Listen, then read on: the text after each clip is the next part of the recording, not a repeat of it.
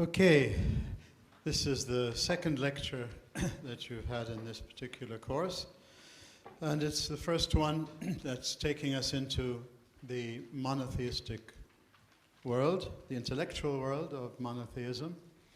So a reminder, we're not doing religious studies, we're not studying religions, we're taking a look at great religious traditions that have produced universal items that many people can be interested in.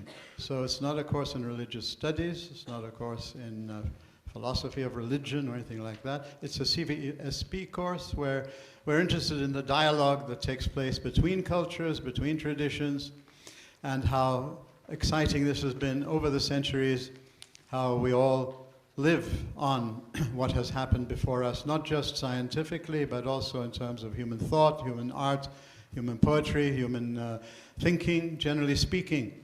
And in these courses of CVSP, the way I've come to understand it is something from Plato's Cave, which you've taken now.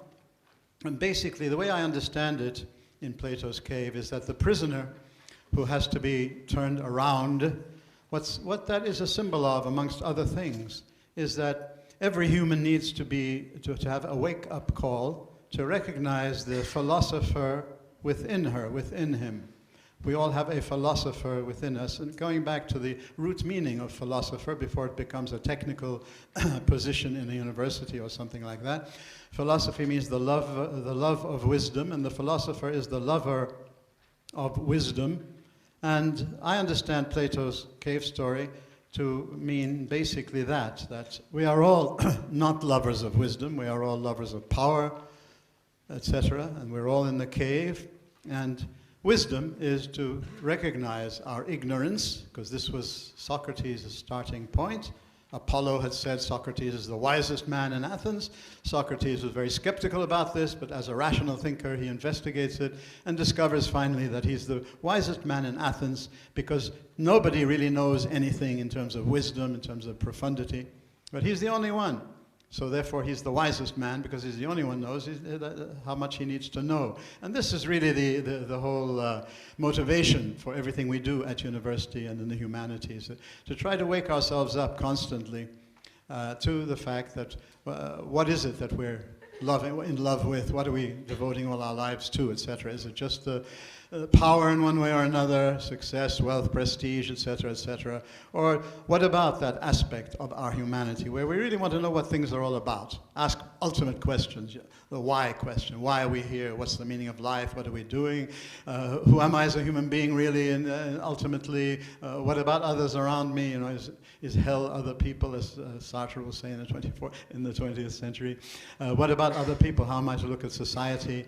Is there a divine, many gods, no God, I'm God, etc. Ultimate questions that humans ask all through history. And we learn from the past, but to see how these fellow humans have gone through these basic questions themselves. So I'm addressing you as philosophers, as people who have had a wake-up call in the cave, and you've been turned around, and you're now recognizing there's more to life than what you thought, and you're coming out of the cave, and you're eager to discover more and more until finally you reach the sun. So basically, then we're looking at thinkers. If you take a look at the fly sheets I've given you, don't worry about them because there are a number of them. They're meant to be kind of a working paper to help you and your teacher, if the teacher wishes to, refer to some of the items on it. The very first page, just focus on that for the time being, the very first page indicates where we are intellectually, if you like, and humanly speaking, in history. We're with Augustine, but we've reached Augustine through Plato, Plotinus, you've been introduced to that in the first lecture, Plotinus, and Abraham. So with Augustine, why he's a very useful figure to approach and to begin with in this dialogue of cultures, historically speaking, coming out of the Greco-Roman world and moving now into the monotheistic intellectual world, as 202 is primarily focused on. We're moving from the Greek world, the Homeric Greek world, because Homer was their prophet, if you like. He set the tone for everything they then did. But people like Socrates and Plato and Aristotle then developed the religion of the day and the Homeric sort of understanding of the gods and the divine. They rationalized it. They believed there was a divine, but that the divine is rational and can be understood rationally through reason. This was a terrific move forward for science and for thought generally, when the divine was no longer just the many, many gods of the people, not just a religious issue, but that the religion invited people to think about the depths of what the religion really was trying to represent. And so with Socrates, Plato, and Aristotle, and then Plotinus the Roman after them, continuing in this tradition, we have what influences Augustine. The gentleman now is Augustine. We're in roughly the middle of the 4th century after Christ. And basically he's grown up and been developed as a Greco-Roman thinker, one of the best of his day. He was exposed to Christianity because his mother was a Christian, but he thought the Bible was second-rate literature compared with the Greco-Roman stuff he had. And basically, it's until in the middle of his 20s and into his late 20s, and then in his late 20s, he actually meets somebody who can explain monotheism and Christianity to him. The Bible, or no book speaks for itself as such, but certainly the monotheistic religions, the books represent a community. Monotheism is a community-based culture. And it is the community that presents us with these scriptures, that lives these scriptures, that continues to interpret these scriptures. And then out of them also come thinkers, just like Plato came out of the polytheistic Greek religious world. Augustine and the people of this semester, Juan Safa, Al-Ghazali, Ibn Rushd, Maimonides, Dante, they all come out of the monotheistic religious world. And I give the term Abrahamic to the monotheistic because that's specifically what the Hebrew, Christian, and Islamic religions all claim Abraham as their father. And that's also one reason why they can actually dialogue with each other, and then when they are serious, they find so much ground for commonality. When they're wanting to have fun, they kill each other and have fun with each other and be takfiri on all levels. You know, everyone is a takfiri, just like everyone is latently a philosopher. Everyone is latently a takfiri. We're always sort of, you know, looking down or casting out or doing something to somebody who doesn't agree with us or agree the way we see things exactly. So the Abrahamic tradition of monotheism comes into Augustine's life rather later in his life. His mother was a Christian, but he had rejected Christianity and the Bible. He meets some people who are really serious about their Christianity, both living it and high intellectual level, and they convince him, he becomes convinced of the truth of monotheism. The book, The Confessions, that you're reading, he writes roughly 11 years after his conversion. It is a spiritual autobiography, but within it you get the whole of the Bible. If you ever lose the Bible, you'll find all of the Bible in Augustine's Confessions, and certainly as well in his City of God, the other great work he does. So he becomes thoroughly imbued with the biblical tradition. But what you find in it is a coming together in a very interesting way of the Greco-Roman approach to the world and the universe and to understanding what life is all about and to what philosophy means there and what the love of wisdom with the Abrahamic understanding. And you get this wonderful coming together of the greatest in the two traditions.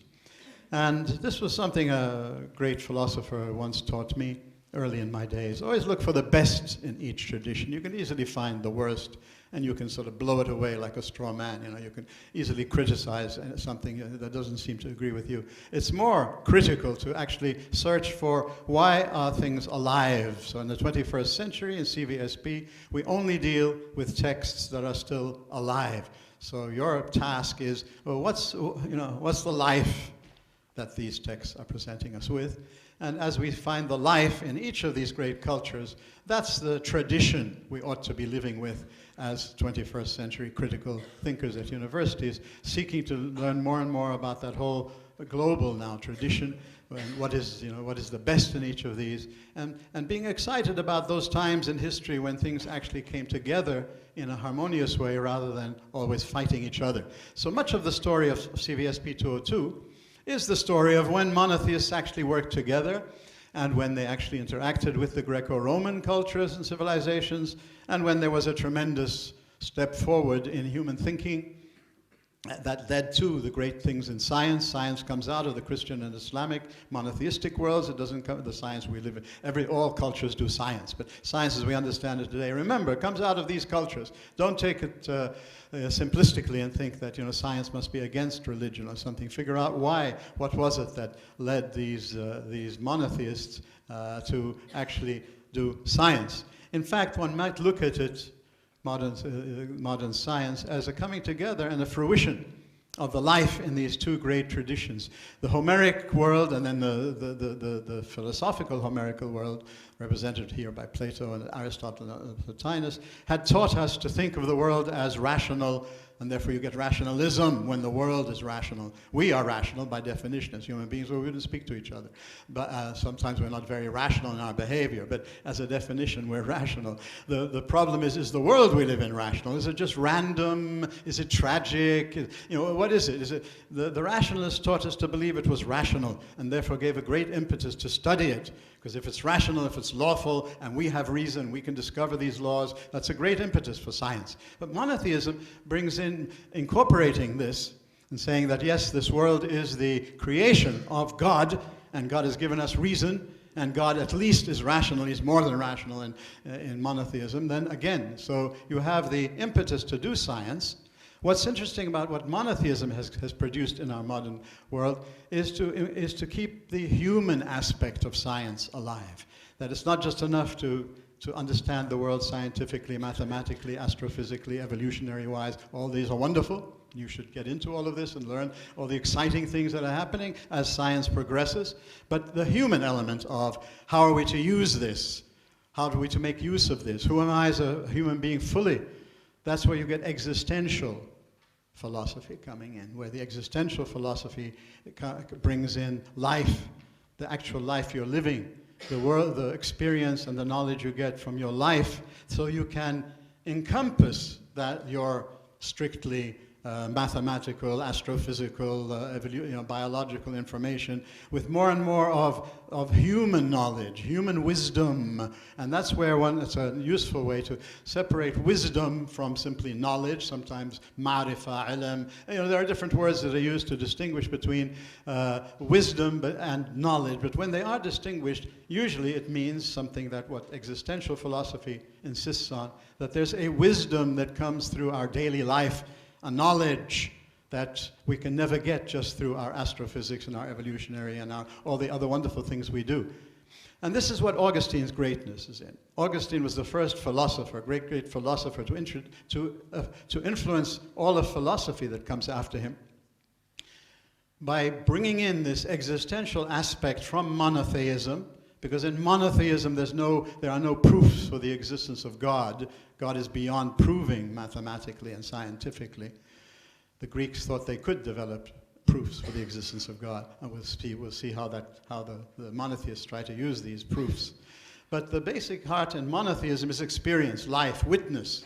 Okay, shahada. And shahada not just by saying something or saying, I'm a Christian or I'm a Muslim or that, or in whatever way, but it's really living it, by witness meaning the life. And so it's the life knowledge and the life philosophy, the life wisdom that has come through monotheistic communities, monotheistic life, monotheistic prophets, saints, people, ordinary people living it, the kind of knowledge about our human life. Who am I as a human being? How should I relate to other humans? What is God really like, after all, as humans can experience this God, not just talk about them? This is existential knowledge.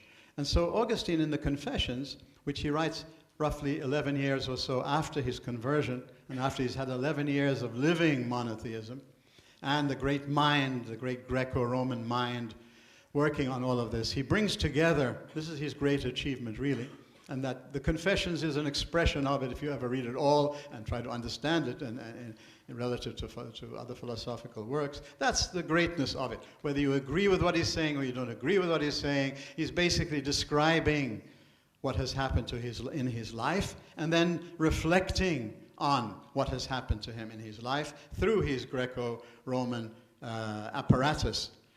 That's one of the great things about this particular work that you're about to read. So he brings together two great traditions, the Abrahamic tradition and the Homeric tradition. That's how I use those terms on your fly sheet there. Thinkers in monotheistic societies, the interaction of three main visions of human life you'll be seeing in this particular course 202. Abrahamic monotheism, Homeric Greco-Roman, which you see now in Abraham represented. And you'll see how these two interact with each other in each of the thinkers for the rest of this semester. Each one of them is introduced by the Abrahamic tradition. Each one is influenced by the Homeric Greco-Roman rationalistic tradition. And there's a third tradition that comes in, mysticism, which primarily we usually think of in terms of Eastern mysticism. But mysticism has a very broad understanding as a term, and so you need to know what kind of mysticism. Within monotheism, mysticism usually means the human being coming into some kind of very deep contact with God. In mysticism of the East, there's no God. There's no creator God. That's why that picture's up on the board there. Right? In polytheism generally, and in Plato, remember the creator there is the demiurge. He's only one of the divine beings. The really divine reality for the Greco-Roman world was the universe itself. And then finding out what's at the heart of the universe. Is it reason? Is it goodness? In Plato, the sun. Is it goodness? Is it thought for Aristotle? Is it the one, Plotinus puts it, trying to find a philosophical item at the heart of the universe. But there's no creation in the sense of the monotheistic understanding of creation out of nothing. There's only one existing being, God, that really exists, and then God creates everything else that exists. Angels, demons, I'm a demon, you're an angel, humans, whatever, everything else, all of the cosmos is not eternal, it's not worshipped, it's not a god as it was in the Greco-Roman world. The cosmos is not eternal as such, it's simply a creation. How do these things come together now in each of these particular people that you're going to be reading?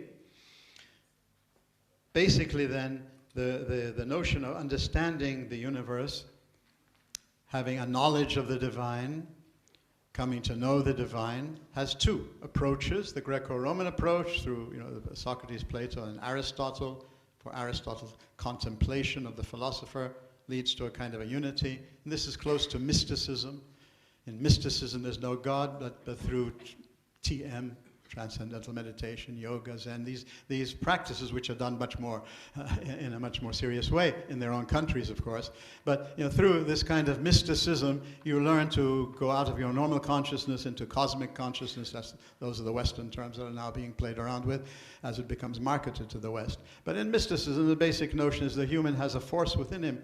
The divine force is within the human, and when you develop that divine force, you come into a full unity with the whole. Wahdat al-wujud, you become so there's a kind of a sense of, and that's why when you come to Sufism, you'll see later in this semester, some of the Islamic Sufis and mystics came into trouble with the classical monotheists because it appeared to them they were doing the mystical thing, the thing of mysticism, a foreign religion. They weren't really doing the monotheistic thing, because in monotheistic there's always the two, there's I and thou, as Martin Buber writes in the 20th century. There's always an other in monotheism. This, by the way, is the Christian understanding of Trinity. God is love. Well, there has to be another to love within the lover. So the lover, this is how Augustine looks at the Trinity. It's one God, but it's the human being trying to understand what is the nature of love. And love has to have a lover, a beloved, and love itself. And this is the Christian Trinity,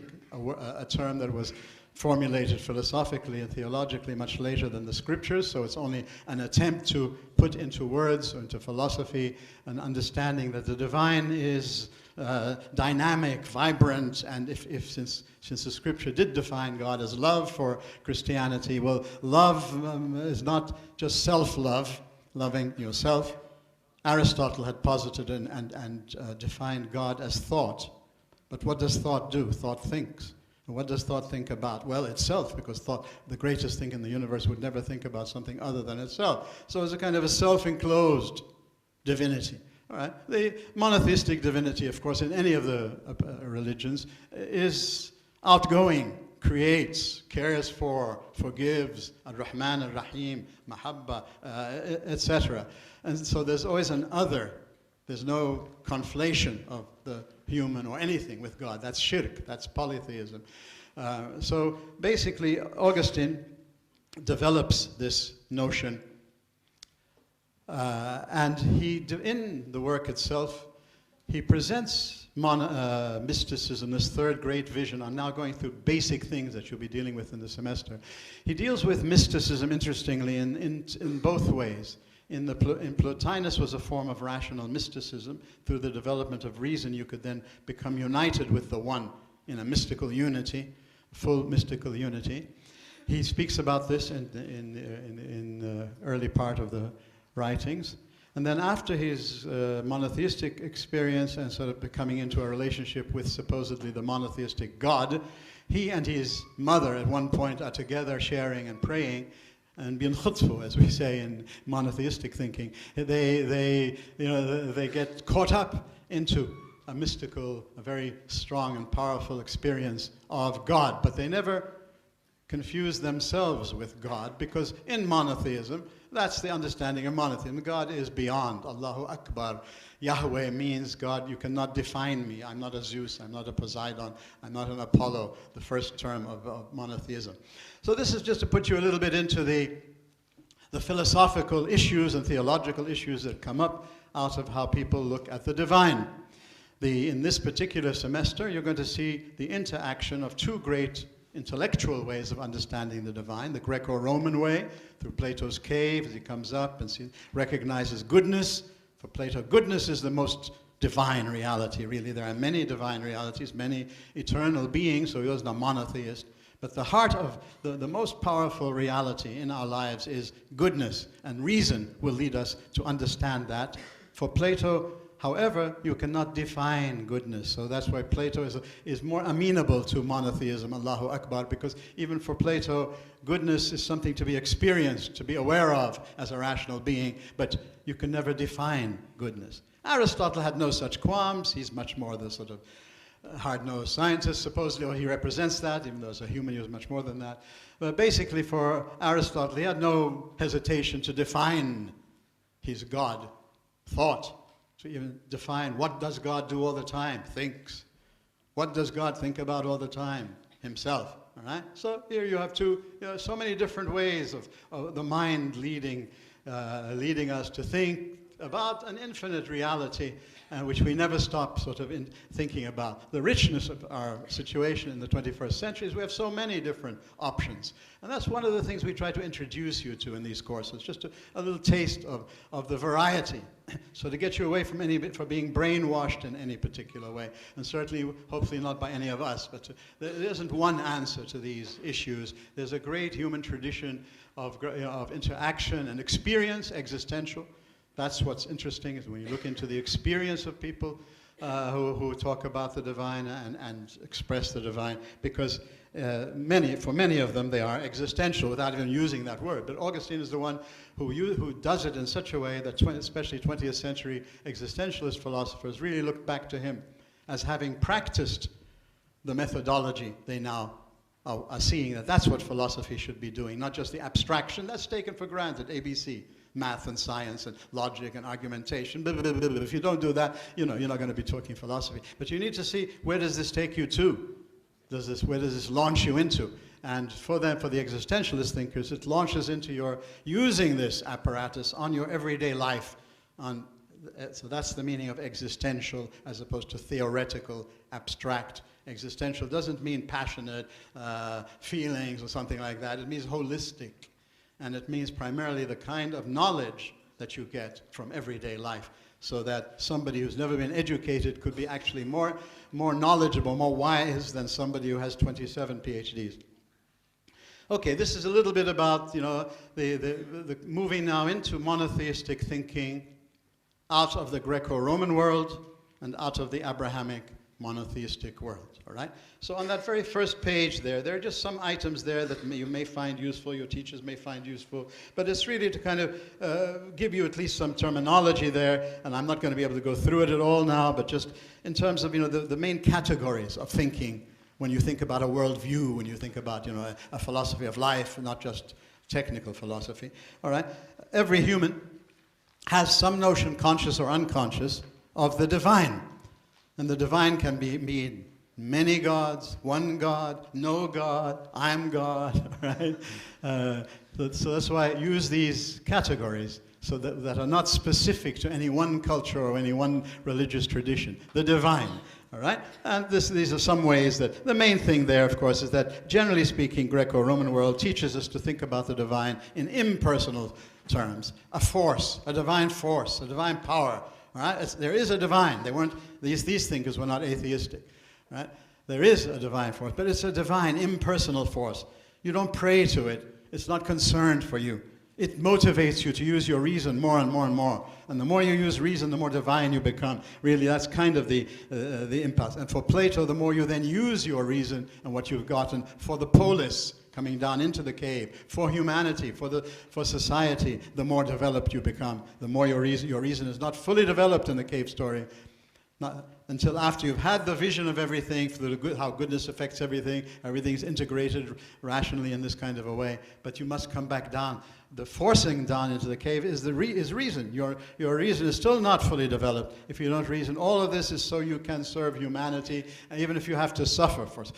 Suffering is not your enemy. Your enemy is mediocrity. Your enemy is corruption. Your enemy is just living life for power. The might is right, the sophist. This is the cave story. So, basically then, in the first part, the divine and the cosmos, basically the divine and the cosmos are not the same. And for monotheism, obviously, for monotheistic thinkers, God is outside of the creation, therefore he is Allahu Akbar, he is greater. That's the meaning of Allahu Akbar, not the way we see it used today by people who don't know what they're talking about, but they do know how to cut necks and stuff like that. But basically, Allahu Akbar is primarily the monotheistic theological sense of that this God is beyond anything you can do. You can get close to that God in reason. You can understand certain things. You can have personal experience of this God in some way. But primarily, you're going to experience it in society through the Ummah, through the church, through the Hebrew people. It's a community experience. The divine is experienced in. This is the meaning of incarnation in Christianity. God has come into the world through Jesus Christ. It's just like God has come into the world through the Quran for Islam, so don't think this is, a very special, unusual idea. The idea that God reveals himself and incarnates himself in some way. All right? For Christianity, he's incarnated himself in the person of Jesus, the Messiah, the Son of God, from Psalm 2, from the Hebrew Scriptures. The Messiah, the Son of God. That's where these things come from. They don't come from philosophical notions of what a God who has a son and all this. They come from the Psalm, Mazmur number 2, where the Messiah is the Son of God. The Son of Man comes from the prophet Daniel. All the terms that they used about Jesus were all taken from the Hebrew Scriptures. It had nothing to do with philosophy. What they did was they were using the philosophical language of the day to put these monotheistic thoughts, experiences, tradition into it. And that's why it makes it difficult to actually read some of this material. They're using a language. Think of yourselves today. You're using the English language, but you may be using it for content that's very different from the way Shakespeare used the English language, or somebody in previous centuries used this, or even somebody in another culture is using the language. So they had the language of Greek and Latin. These were the languages of the day, and these languages were full of concepts and philosophical concepts. This was the language they had to use, and that's what Augustine is using now. He's writing in Latin. Okay. Primarily now he's mentioning terms that have come up in the polytheistic world, in the philosophical world, but they have a totally different meaning and a totally different source. So therefore, in fact, this is how the Christian scriptures understand themselves, that the coming of the Messiah unites all of the expectations of humanity. The Greco-Roman philosophical tradition and everything it was expecting and it was talking about through its mythology and its philosophy, and everything the Jews were waiting for, the Hebrews were waiting for, that somehow the Christ, that's how they understand the Christ. That's why Christianity is called themselves, they are called Christians, because they focus on Christ. That's where you understand everything. That's where God has revealed his word. This is the word of God. That's where you understand everything. And the mission of the Christ was to unite the world that had been separated into Greek and Hebrew. So now there is no Greek and no Hebrew in the Christian scriptures. It says they are all one in Christ. So this is as you read their literature, though, it creates a great problem, because they do use, Augustine will use terms that have a certain meaning in the Greco-Roman philosophy, but now he is using the words, but putting into it the Hebrew monotheistic understanding of these terms. So the divine, the cosmos, the ultimate thing here is the personal aspect, the humanization, if you like, of, like, if I can come to, don't worry about all of these, I don't have time for them. This is just background. I want to get, I hope I'm getting to the, what I'd like to show you as something I can make use of. This is all of 204. This is the whole of the CBS. That's a picture of me if you want to see me before I move on. But that's me again. Wait, let me get to, I hope this is the right email. Habib, sorry. Okay. So, and you can, this is on the web, by the way, and so if you wish to take a look at these slides, I was going to produce them, but it takes too much paper and costs too much money. Okay, but here on this is where the material are there. But I want to get to a picture that we can use of the Plotinus and Neoplatonism, which was mentioned in the first lecture. Emanation. This is how the cosmos works. In the image is the sun. The sun emanates light and life. You saw that in Plato's cave already. So the way Plotinus, the Roman, now tries to put together primarily the Platonic, but also bringing in some Aristotelian elements, as you were told in the first lecture. This is now this is Augustine confronted. This is his philosophical situation.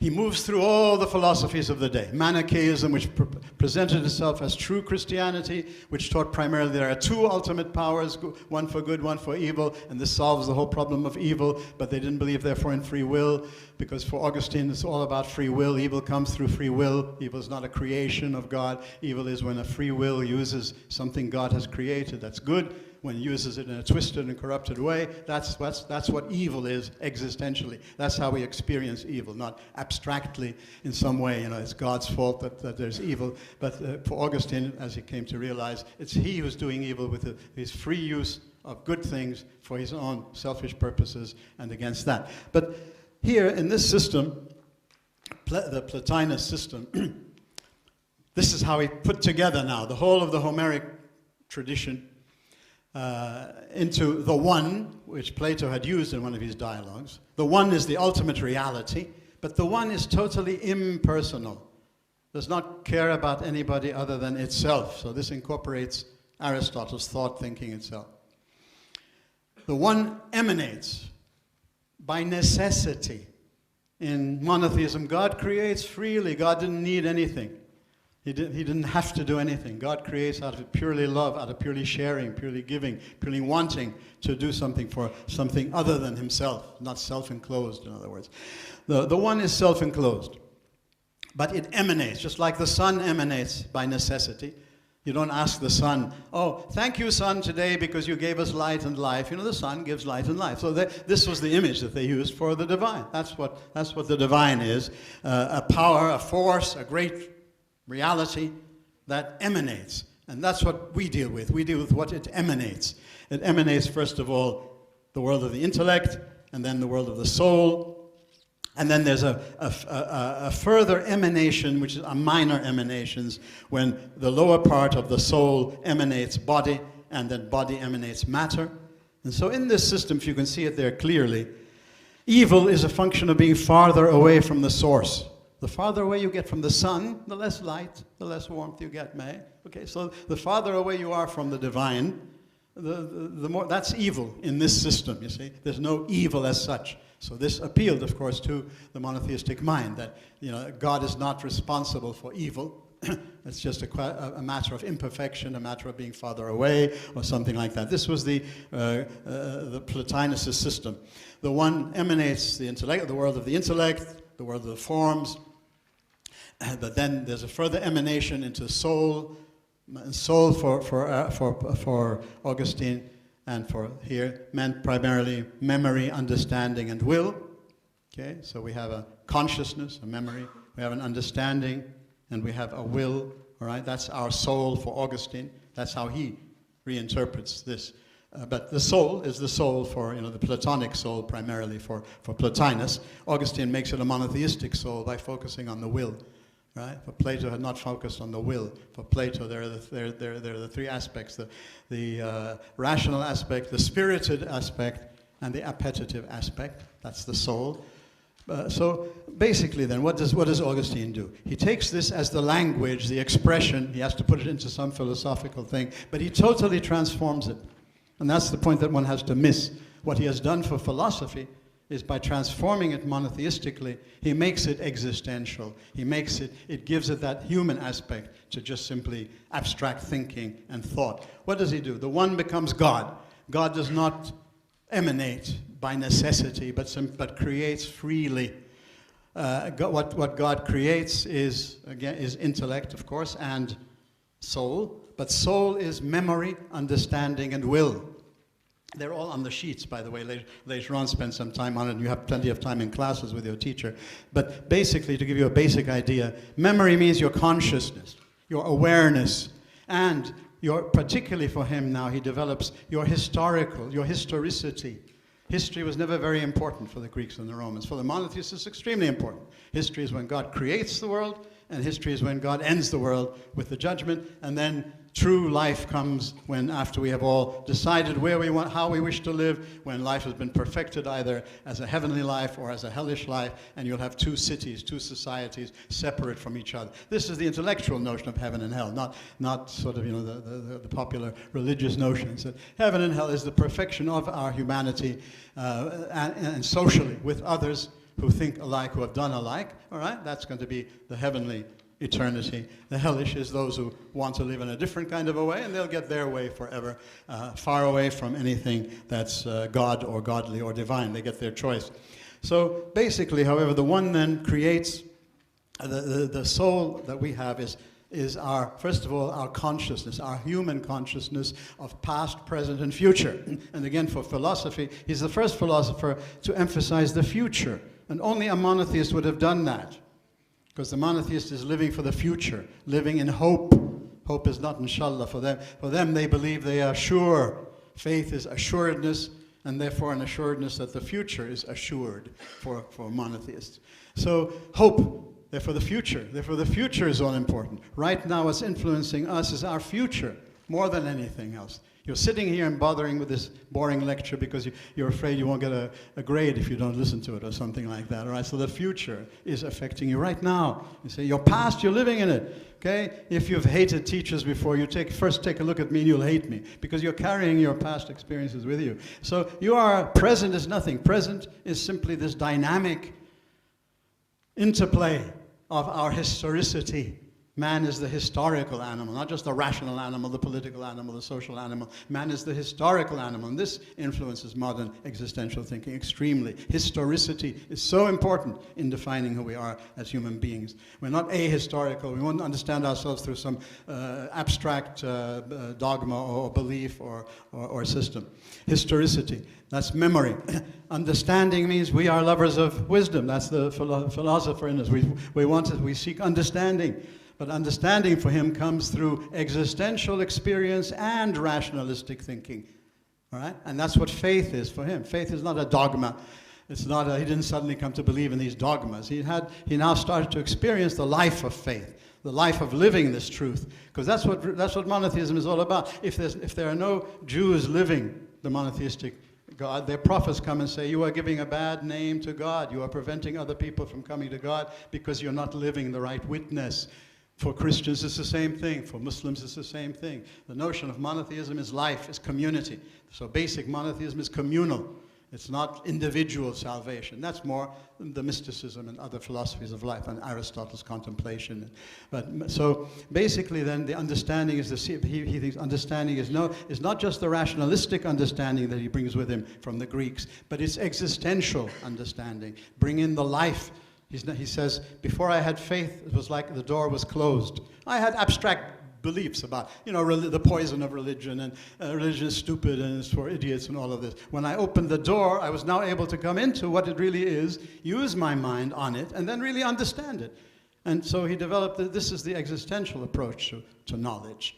Right? You use your mind, you develop it all, it's critical, it's always there reflective, but you live, and then you use your mind on what you're living, and then you come to your full understanding. So for him, full understanding can never be just a question of the Greco-Roman approach of the mind. It has to be also fueled with the knowledge you get, the existential knowledge you get from living the life of faith. And the third part is the will. Again, see, each of these things is extremely important for philosophy, not religion. The will. Nobody had focused on the will like this. For the Socratic belief, generally speaking, with some nuances and developments, but with Aristotle, but he never really went into it anymore. If you know something through your reason, you will follow it with your will. The will follows reason automatically. It's all a matter of ignorance. Proper education, everything will be solved. As soon as we get, real education in the world. We've been saying that since the 17th century. This is now the 21st century. Right? The most educated people in the world are the ones who are spoiling the world all the time. We are also, but this is the monotheistic sort of wake-up call to all of simply pure rationalism and abstraction and scientism and all of that. Is that the will, focus on the will is what, your choice, that's your love. What you love determines you. What you love will affect the way you use your reason. Your love will affect the way you truly understand history and put yourself fully into what's happening in the whole of the human race, not just your own day today as if the world began with you. So historicity, rationality, understanding, and will. And so the focus on the will as love. And love can be good love and bad love. With the Epicureans later on, love was simply an absolute in itself. All kinds of love are equally good. No, for the Platonic tradition, it was already not that. But now with the monotheistic tradition, love can be the way you abuse your reason, you abuse good things. And this for him was his way of understanding the problem of evil. If God is good, if goodness is at the heart of the universe for Plato, if God is thought for Aristotle, if God is love, if God is Ar-Rahman Ar-Rahim, how come there's so much evil? Okay, the only answer is an existential answer for monotheism, for Christianity. It's Christ himself. He's the innocent sufferer par excellence. This is to show that there is meaning in suffering. The tragedians had already brought this up in the Greco-Roman world. Suffering makes you a human being. Suffering wakes you up. Suffering makes you wise. If you took 201, Gilgamesh and Oedipus, right? It's only through suffering that they become human. So suffering is not your enemy.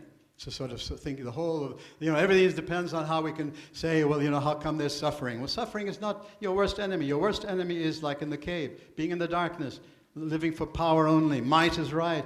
Being a slob, being mediocre, going to sleep in a wonderful CBSP lecture like mine.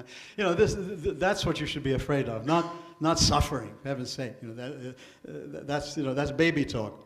So this is some of Augustine's contributions universally to the world of thought, but he could only do it by having brought in within himself fully the Greco-Roman tradition, lived the life of Abrahamic, not just a conversion of a belief system, but a conversion of life, a transformation of everything he's doing. This gave fruit, and that's hopefully what people will do in the 21st century. Find the great life you have in your own tradition. Go out to the great life you have in many other traditions. Don't sort of blaspheme everybody.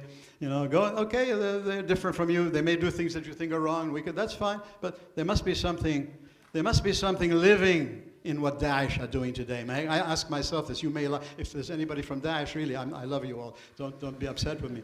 But what's at the heart of what some of these people are, idealistically doing, going and joining this thing? What is attracting them? Maybe that's what you all as Muslims should be looking for in your own Islam if you reject Daeshism. All right, what's the life in Islam? What's the life in the Christian? What's the life in that? What's the life in modern atheism? What's the life in the in the rebellion against the church and against in the Reformation and all of this? But remember, church, Islam, Jew, these are words.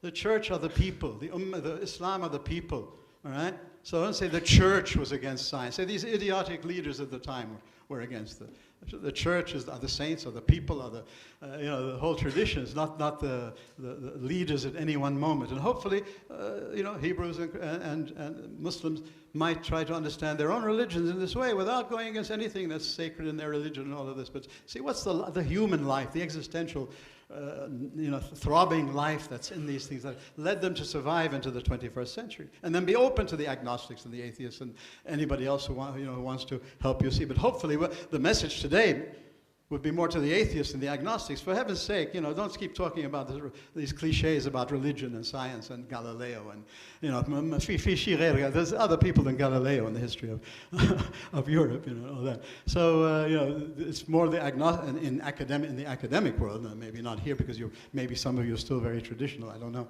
But in the academic world, it's the agnostic and the atheist who needs to be motivated to stop talking in cliches and fighting the battle of the previous hundreds of years. But see, what's the life that keeps these things going? Okay, I wasn't able to do much more than that. The sheets speak for themselves. Your teachers are there. They know what it's all about. But since we have only one lecture at this point, at this transition into this whole world, I hope this was useful, at least as a starting point to think beyond.